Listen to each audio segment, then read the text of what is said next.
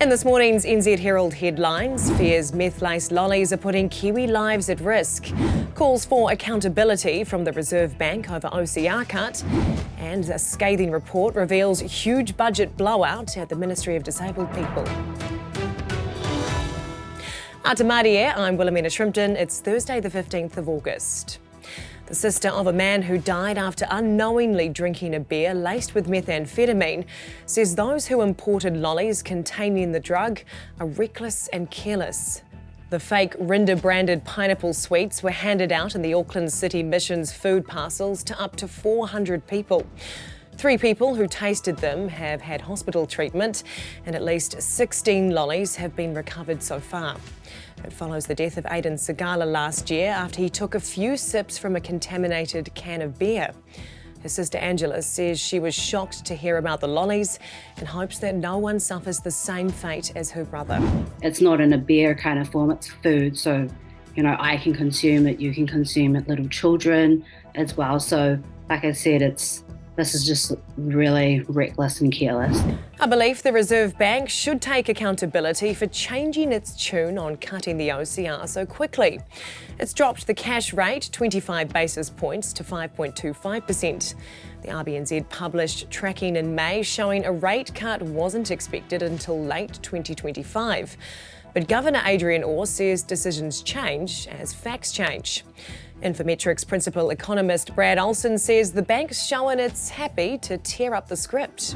There should certainly have been accountability from the Reserve Bank having to move their forecast for the official cash rate in other parts of the economy so much over just 3 months. There's hope a change of local government structure in Southland could benefit ratepayers.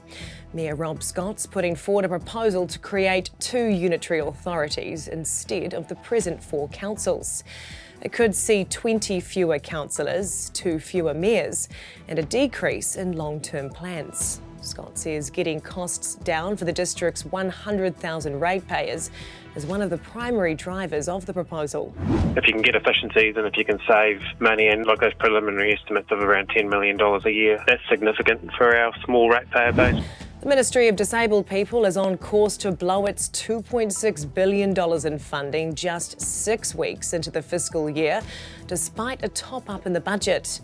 That's according to a scathing report obtained by the Herald and led by former Department of Prime Minister and Cabinet Head Martin Weavers.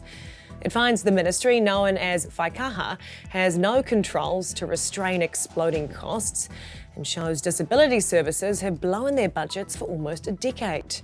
Disability Issues Minister Louise Upston is expected to announce changes today in response to the review. And Prime Minister Christopher Luxon is putting Australia's deportations reversal on the agenda for Trans-Tasman talks this week. The issue represents a test for Luxon in how far he's able to influence the bigger partner in the Trans-Tasman alliance. Luxon will spend today in Sydney before heading to the capital tomorrow for the annual Australia-New Zealand leaders meeting. And those are the latest NZ Herald headlines. For more news worth knowing, head to nzherald.co.nz. Thanks for checking out our YouTube channel. To stay up to date with all the latest New Zealand Herald news, click the subscribe button below or check out one of these videos. And head over to nzherald.co.nz for more news worth knowing.